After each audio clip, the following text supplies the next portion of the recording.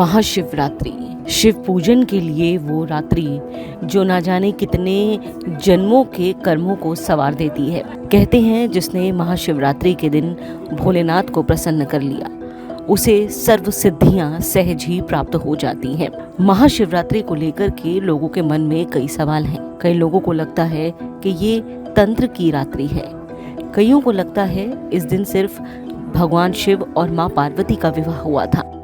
लेकिन इसके परे भी महाशिवरात्रि की एक परिभाषा है और महत्व है जो हमने जाना गुरुजी डॉक्टर राज से।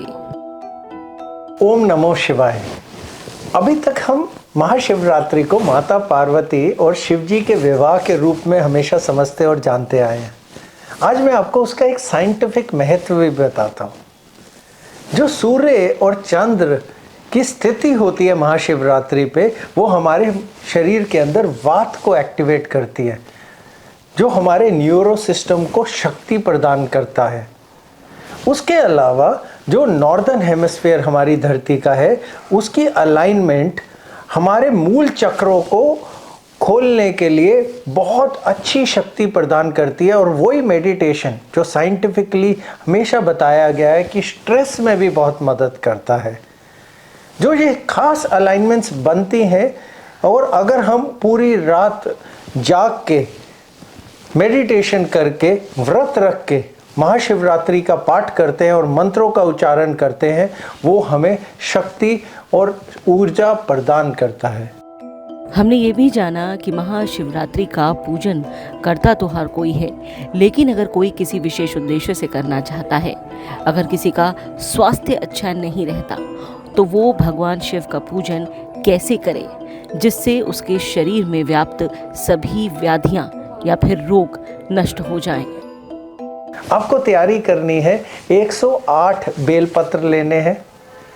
उसके अलावा आपको एक कटोरा खीर बनानी है गाय के दूध से, और साथ में जल लेना है। और ध्यान रखना है तांबे के गिलास में ना हो, स्टील में चलेगा, स्टील का लोटा भी चलेगा।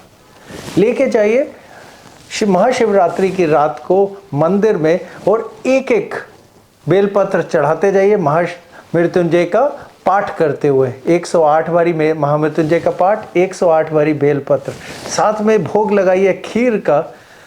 और उसके बाद उसी खीर का सेवन करिए और देखिए आपका स्वास्थ्य कितना जल्दी ठीक होगा और शिव जी की आप पे कितनी जल्दी महिमा आएगी।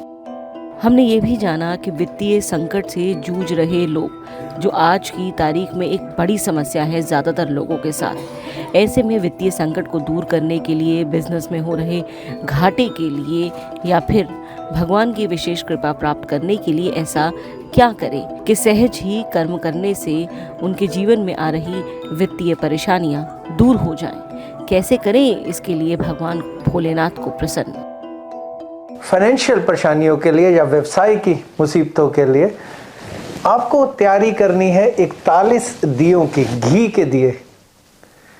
उसके अलावा आपको एक मुट्ठी भर अक्षत अखंड यानी पूर्ण चावल बिना टूटे हुए, उसके अलावा एक गिलास जल जिसमें गंगा जल और थोड़ा दूध साथ में डला हुआ हो। किसी भी मंदिर में जाइए, शिवलिंग पे इन तीनों चीज़ों को चढ़ाइए, ओम नमो शिवाय का 108 बार पाठ करके, और देखिए आपकी मुसीबत कितनी जल्दी छूमंतर हो जाएगी।